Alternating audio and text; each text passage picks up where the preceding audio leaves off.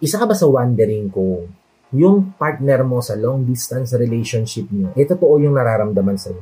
Totoo yung pinapakita sa'yo? Totoo yung pagmamahal na pinaparamdam sa'yo? Well, if yes ang sagot mo, saktong-sakto tong video na ginawa ko ngayon para sa inyo. Dahil dito sa video na to ay pag-uusapan natin yung 5 senyales na mahal ka ng partner mo kahit magkalayo kayo sa isa't isa. LDR yung relasyon nyo. Pwede nyo rin i-apply to sa hindi LDR na relasyon. Stay tuned sa number 5 dahil napaka-importante yun. Okay? So, if interesado ka malaman kung ano yung 5 to, tara, pag-usapan natin yan. Just keep on watching.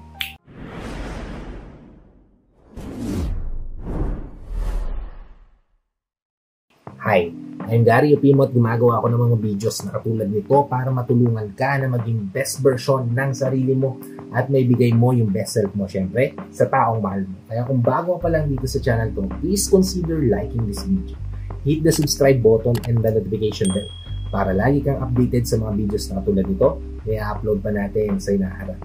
At ang unang-unang senyales, kapatid, na yung ka-LDR mo ay sobrang mahal ka. Sobrang mahalaga ka para sa kanya. Sobrang gusto kanyang makasama sa mahabang panahon at hinihintay lang niya yung sandali na matuloy yung mga plano niya sa buhay na magkasama kayong tatanda. Ay kapag meron siyang plano para sa inyong dalawa, para sa inaharap. Yes, tama po yung narinig niyo.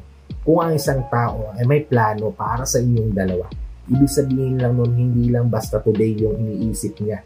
At hindi lang basta today kanya gustong makasama. Ibig sabihin lang nun, gusto kanyang makasama sa mahabang panahon, maabot yung mga pangarap niya sa buhay na kasama ka, makasama kang tumanda, makasama sa bawat goals na ma-achieve niya sa buhay. Gusto niya, nandun ka. At ikaw yung nasa puso niya. Kapag gumagawa siya ng plano para sa inyong dalawa, gusto kanya maging parte ng buhay niya sa mahabang panahon hanggang ma-achieve niyo yung mga plano na sinet niyo para sa sarili. And by that time, syempre, siguro sobrang tanda niyo ng dalawa, marirealize nyo at may enjoy nyo yung mga moments na nire-reminisce nyo na yung mga nangyari sa inyo sa lahat. At yun, kapatid, yung isang bagay, kapatid, isang malaking senyales na sobrang mahalaga ka para sa partner mo sa LDR relationship mo. Dahil kapag may plano siya para sa inyong dalawa sa inaharap.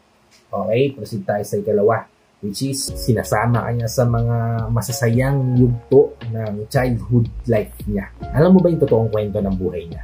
Kung paano siya lumaki? Kung paano niya na-enjoy yung buhay niya? If yes ang sagot mo, kapatid, then ibig sabihin lang yan, sobrang mahalaga ka para sa lalaking nagkwento sa niya.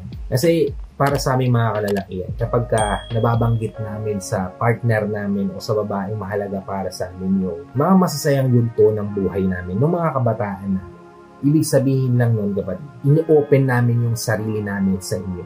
Hinahayaan namin kayong makilala niyo pa kami ng gusto. Kung sino kami ng mga kabataan namin, kung sino yung mga pangarap namin maging para sa inaharap ng mga panahong bata pa kami, yung mga mindset na meron kami nung kabataan kami. Isang malaking senyales, kapatid, yan na nahayaan niyang bukas yung sarili niya para sa'yo, para mas maintindihan mo siya, para mas makilala mo siya. Siyempre, ginagawa niya ang lahat ng to dahil naniniwala siya na ikaw na yung makakasama niya sa mahabang panahon. Kaya, kung ang ka-LDR mo ay ganito yung ginagawa sa'yo, na hindi siya nauubusan ng kwento kasi kapag sa tuwing date time niyo, nag-uusap kayo hindi lang sa mga future plans niyo together, kundi sa mga nakaraang buhay niyo. Sinishare niya sa'yo at hinahayaan kanyang pumasok ng gusto sa buhay niya. Then, napakaswerte mo dahil isang malaking senyales yan na mahal ka at mahalaga ka para sa lalaki mo. Okay, proceed tayo sa ikatlo, which is kapag hinahayaan ka niya maging parte ng daily life niya. Yes, tama po yung narinig nyo. Kapag ang isang lalaki ay hindi nawawala yung pagpapaalala niya sa'yo, pagpaparamdam niya sa'yo ng pagmamahal niya, pagpapakita niya sa'yo ng pag-aalaga niya kahit pa magkalayo kayong dalawa, tipong daily niyang ginagawa yon na hindi siya nagsasawang gawin yon para sa iyo. Hindi siya napapagod na paalalahanan ka, sabihan ka, i-inform ka, iparamdam sa iyo kung gaano kanya kamahal, gaano ka kahalaga para sa kanya, kung ano yung impact mo sa buhay niya. Then, napakaswerte mo, kapatid. Ibig sabihin lang niya, napakahalaga mong tao sa buhay niya. Dahil ang hirap nga naman talaga kung yung taong araw-araw na nagpaparamdam sa atin na mahalaga tayo, araw-araw na nandyan para sa atin ay bigla na lang mawawala, di ba? Kaya gagawin natin ang lahat na magagawa natin para hindi yun mangyari. Kahit pa maging daily yung sakripisyo natin, daily yung pain na posible nating maramdaman, o daily yung effort na maibigay natin, hindi tayo mapapagod, hindi tayo magsasawa, hindi tayo mapipigilan gawin yung dapat nating ginagawa dahil napakahalaga para sa atin yung taong. Kaya kung nasa LDR relationship kayo at hindi nawawala na araw-araw ay mararamdaman mong mahalaga ka sa taong mahal mo, then kapatid, isang malaking senyales lang yan na yung taong yan ay gusto kang makasama sa mahabang panahon, mahal ka, mahalaga ka, at ginagawa niya yung best niya para hindi ka mawala sa kanya. Okay, proceed tayo sa ika-4, which is sinasama ka niya sa masasayang yugto ng buhay niya. Kanina nabanggit natin na sinasama ka niya sa mga childhood memories niya.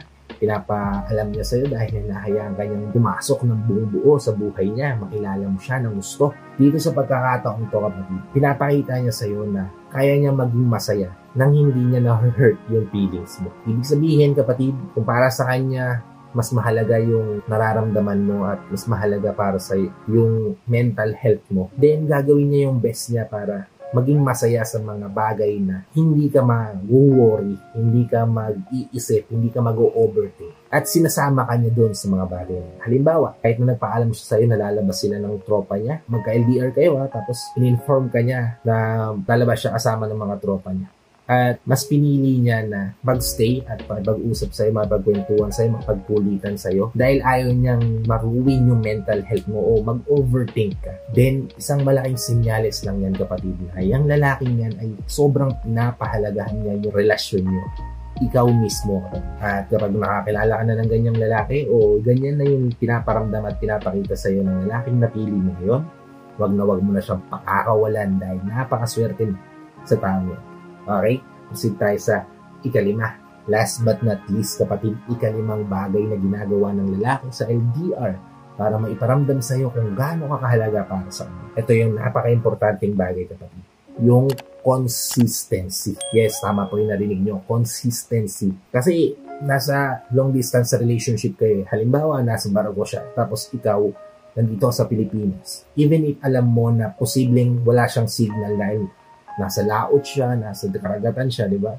Gagawa siya ng paraan para maiparamdam sa iyo na importante ka para sa kanya. Na kahit ilang minuto lang, mapaalala sa iyo na naaalala ka niya, na naiisip ka niya, na sobrang mahalaga ka para sa kanya. At consistent niyang nagagawa yun at hindi siya pumapalya na i-inform ka dito. Then, kapatid, isang malaking senyales lang yan na napakahalaga mo para nga sa kanya. Napaka-importante mong tao para sa kanya. Dahil hindi siya babalik sa kagustuhan niyang maiparamdam sa iyo na mahal ka niya, na mahalaga ka para sa kanya. Kaya gagawin niya ang lahat para ma-inform ka at hindi ka mag-overthink nga din at hindi mo maisip na baka ganito, baka ganyan, na posibleng makaruwin ng relasyon niyo. Kaya he'll do his best para maging kampante ka sa pagiging consistent niya na iparamdam sa iyo na mahal ka at mahalaga ka para sa kanya. At yun, kapatid, yung 5 senyales na yung ka-LDR mo ay talaga namang tapat, mahal ka at mahalaga ka para sa kanya. And I hope may natutunan kang aral. And if meron nga naman, please help me share this to your loved ones na posible natin matulungan din ng video na ito. Para nakatulong na kayo sa nila, nakatulong na rin ako sa kanila. Sa lahat ng FW viewers natin at sa mga viewers natin dito sa Pilipinas na walang sawang nanonood, sumusuporta at palaging pa-tune in sa bawat video na ina-upload ko. Maraming salamat po sa patagihan yung panonood at pag-support. Kung bago ka pa lang dito sa channel ko, please consider liking this video. Hit the subscribe button and the notification bell para lagi kang updated sa mga videos na tulad nito na i-upload pa natin sa ilahan. So, ayun na nga mga kapatid. Maraming salamat ulit sa panonood and I hope to see you all on my next vlog. Ingat kayo palagi kapatid. God bless you all. Peace.